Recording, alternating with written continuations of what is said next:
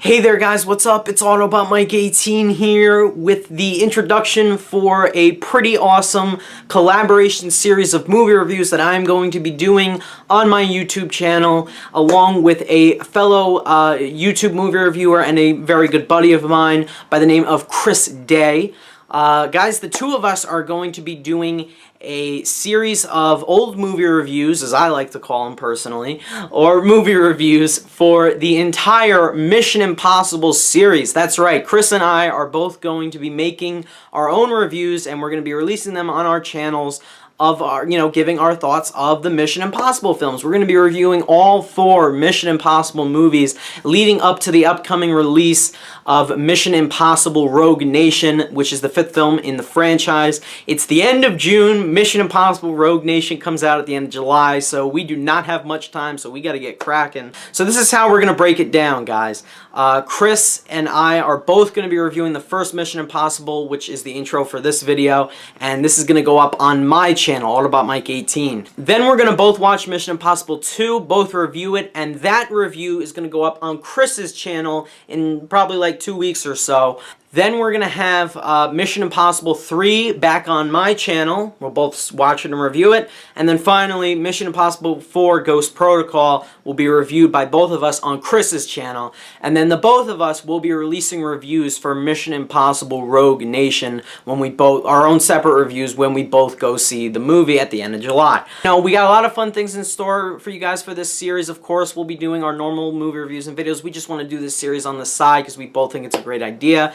And we put a lot of thought into this. We hope you guys enjoy it. We hope you enjoy us giving our thoughts on these movies. And we both want to thank you guys so much for watching and supporting us. And we hope you enjoy our thoughts on the Mission Impossible franchise.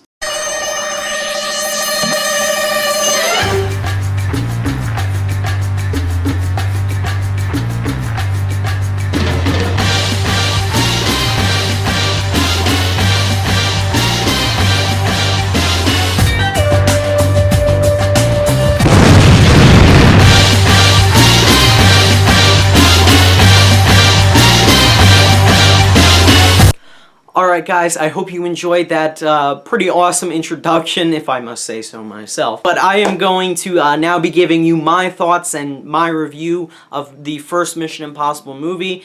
Definitely stick around, watch all my thoughts on the movie, and then right after this, literally right after this, I am going to cut to Chris, and Chris is going to give his thoughts on the movie as well, so watch both of our reviews in this one giant video. Mission Impossible was released in 1996. It is an action espionage thriller of sorts, and it is from director Brian DePalma. Brian DePalma directed this movie. I'm watching this movie on my laptop. I'm hitting play. The credits are rolling by in the beginning, and up pops up Brian De Palma's name, directed by, and I'm like, wow. The guy who made Carrie directed this movie. That's pretty awesome. And Scarface. So he's got a spy thriller on his resume now. Good job, Brian De Palma. And it stars Tom Cruise as our protagonist, Ethan Hunt. And Tom Cruise, whether you love him or hate him, he was beloved by basically everyone in the 80s and the 90s. I think he's sort of, people just got off the Tom Cruise train due to his personal life somewhere in the 2000s, and I think he really started to pick up over the last 3 years of movies that he's been in, namely 3 great movies: Jack Reacher, Oblivion, and most recently Edge of Tomorrow, which I really enjoyed him in. Getting into the overall story of Mission Impossible, our main protagonist is Ethan Hunt, as I said, played by Cruise. And he's part of this spy agency known as IMF, and he is part of a singular team where Jon Voight is the head of the team, and they have a mission in Prague. They are assigned a mission while they are in Prague to uncover a knock list, what is called a knock list. And then things go horribly wrong. Every single person on Ethan's team is murdered by some unknown person. We don't know who did it, and of course Ethan Hunt being the last one left, he goes to his superiors, his IMF superiors, and they believe, since he was the last one left, and they also revealed to him that this whole operation was just a mole hunt, because there's someone in there in this team, in Ethan's team, that they did not trust. And it was all a test, and the last person who survived everything was Ethan Hunt. So everybody's now pointing fingers at Ethan Hunt. Maybe he killed off his entire team. Maybe he's the mole. Obviously, we all know Ethan didn't do it. But now he's on the run. He's got to prove his innocence. And he wants to find the person who killed his team members. And he also wants to uncover the real knock list. And that is all I'm going to say about Mission Impossible without spoiling anything, because I'm not doing spoilers. I'm not about that, guys. Going into this movie and watching the entire thing, I finished it and said to myself, holy crap, I have seen this type of movie before. And no, this movie was not a ripoff of anything that I know of. And the reason why I said that after I finished watching the movie, this movie was released in '96. Fun fact, that was the year I was born. This movie was released in '96, and that was at a time when, you know, I can't think of any giant, you know, action spy films that were released either before that year or, you know, like, you know, a year after or so. So this is like one of those like big like espionage spy films to come out like in recent years. And of course we've had knockoffs of it that I personally have seen in cartoons growing up as a kid. I've seen this story before. The famous scene where he's in the vault trying to get the knock list.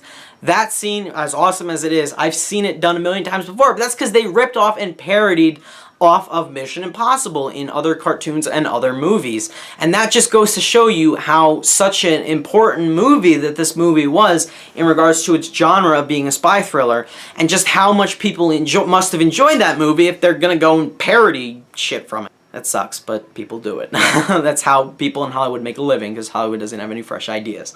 But what did I think about this movie overall in general? I'm going to say this much about Mission Impossible. While I really just did not get into the first, I'd say 30 minutes of the movie, once Ethan Hunt goes on the run and tries to find this Job person, didn't mention that before, but this person who murdered his team is nicknamed Job. Once he tries to find this person and tries to get the actual knock list, after he makes a deal with a certain Max character, played by Vanessa Redgrave, I got really hooked into the movie, and I must say this much. There are some very well-crafted, really highly suspenseful scenes in this movie that definitely took me to the edge of my seat. One scene in particular, it's the vault scene. That's the best scene in this movie.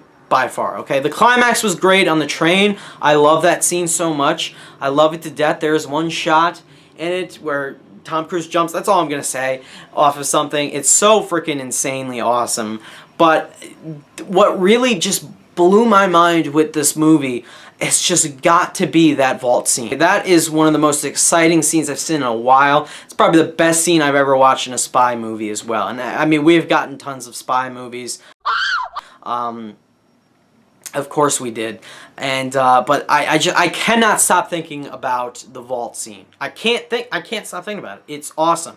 Stunt work, camera work, editing techniques, cuts they used in order to make it and build up the suspense as much as possible. It worked for me. There are twists throughout this movie, especially within the second and third act, that really worked for me. Twists that I definitely did not see coming, and with a highly engaging climax that is just.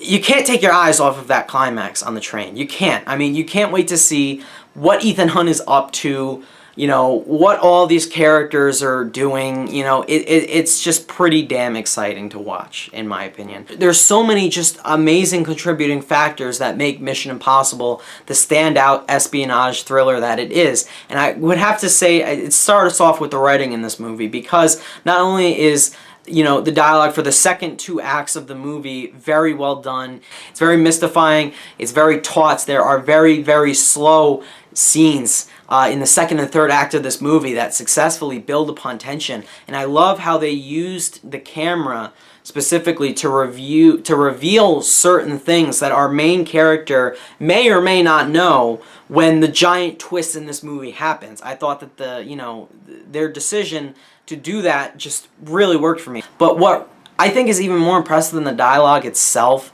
is the actual overall story and the action sequences that they managed to craft, in my opinion. That is what really makes Mission Impossible as memorable and as an exciting of a movie as it was for me as I watched it.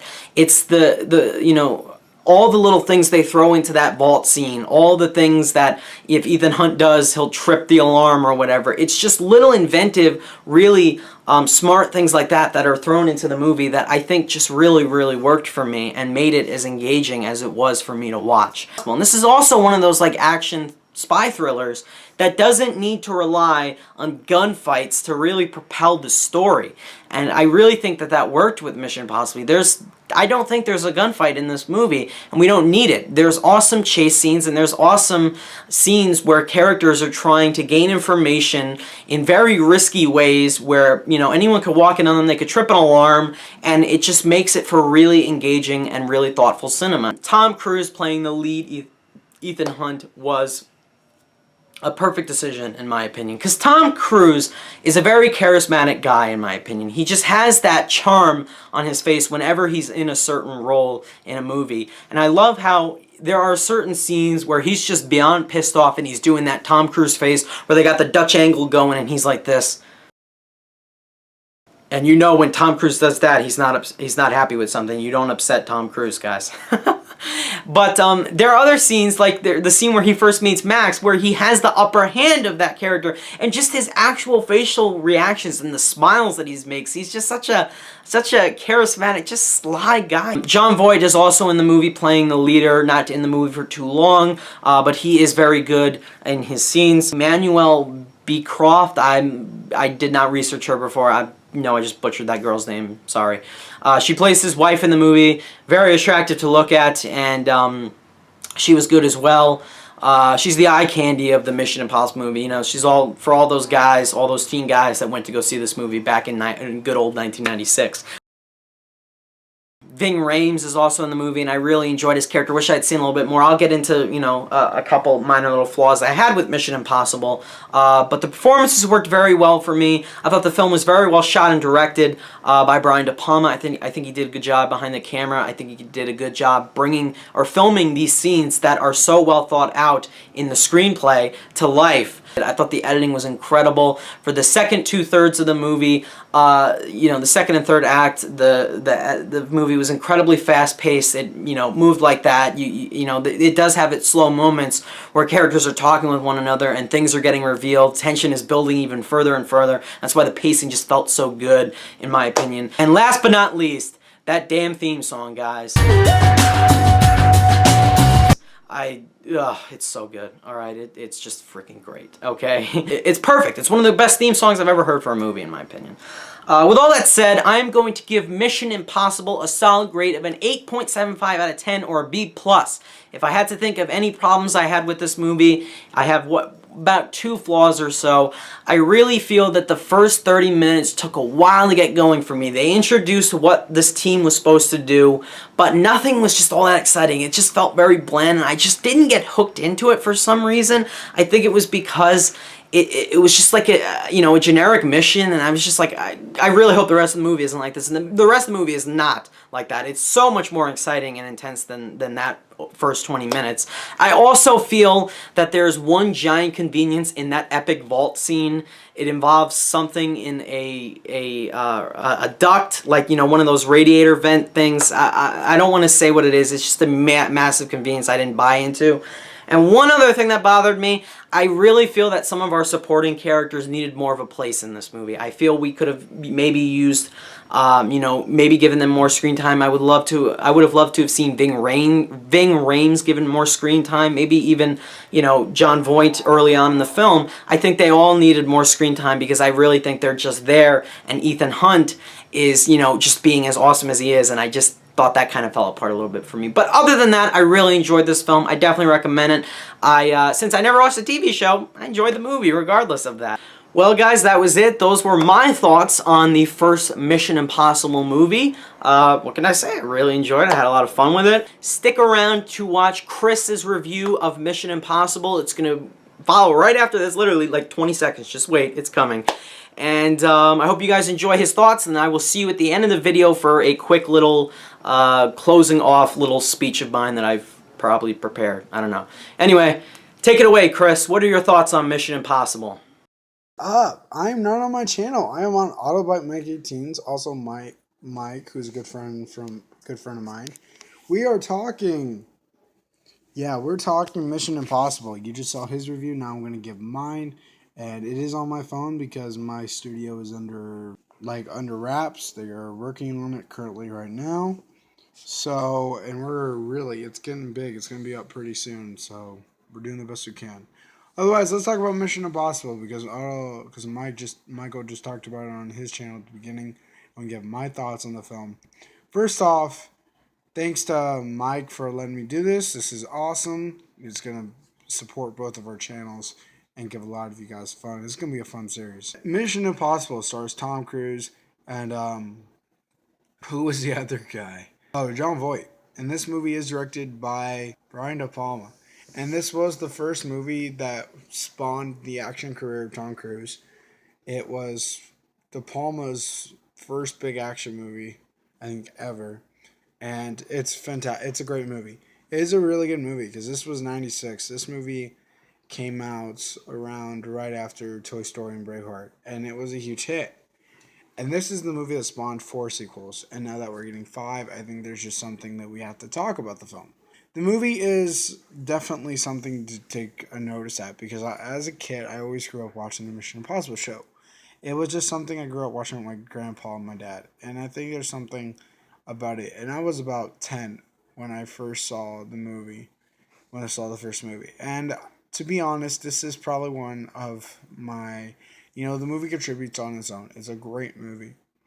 But there's things about it where sometimes fans who like the first film like I do, but know that the movie doesn't hold up to what it did in the 96. And that's what I think. The movie's great. It's a good movie. But does it hold back to what it did in 1996? To me, no. The movie still is fun. It is a very fun film. But to me, I felt the movie dragged a lot throughout the first half of the film. It really dragged. And I think that was my biggest thing with the film.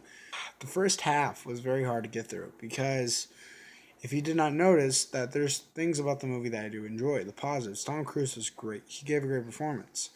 Some of the other cast members, you got Emilio Estevez in that movie. You got the gum. That was cool. There's a lot of things that are really cool about the movie.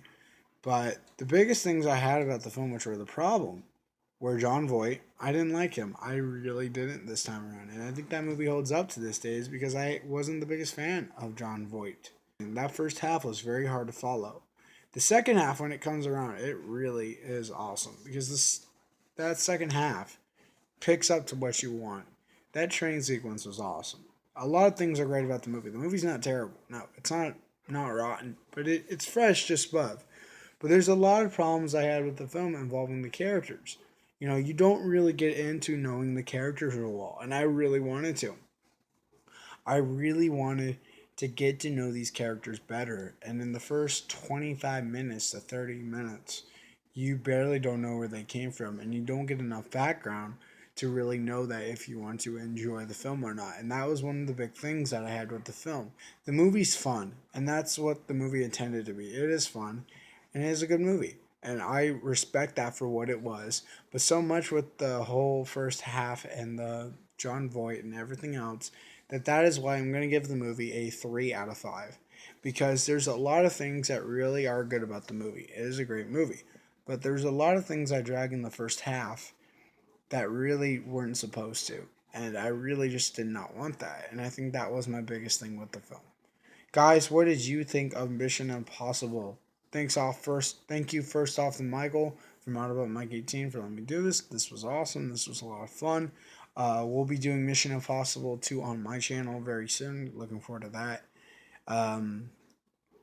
Maybe we'll have to do a little action sequence, Michael. Let me know what you think of that. That would be fun. Do a little skit. Guys, thank you so much for watching, and I'll see you guys later. Here's back to you, Michael. You know what, Chris? It's a very tempting offer. We just might have to do that. Yeah, we could do something pretty interesting. That's it, guys. That is all we have for our thoughts on the first Mission Impossible movie. This has been our collaboration review for Mission Impossible, the first one. And we hope you enjoyed watching my thoughts. I hope you enjoyed watching Chris's thoughts. Thank you so much for sticking with us throughout the entire video. Subscribe to me on YouTube if you're brand new, Autobot Mike 18. If you have Twitter, follow me on Twitter at Autobot_Mike18. Chris Day, subscribe to him on YouTube. Awesome guy. Give him love, okay? Show him support. And follow him on Twitter at BatmanFanboy95. That would be pretty awesome if you could do that as well. And let us know down below in the comments your thoughts on the first Mission Impossible movie. What are your thoughts on the franchise in general? But shh, don't spoil it. We haven't seen the other movies yet. Shh. So anyway, guys, really appreciate it again. We always appreciate support. And, you know, leave us your thoughts on the Mission Impossible movies down below in the comments. Thank you guys so much for watching. I will see you in my next video. Bye, guys.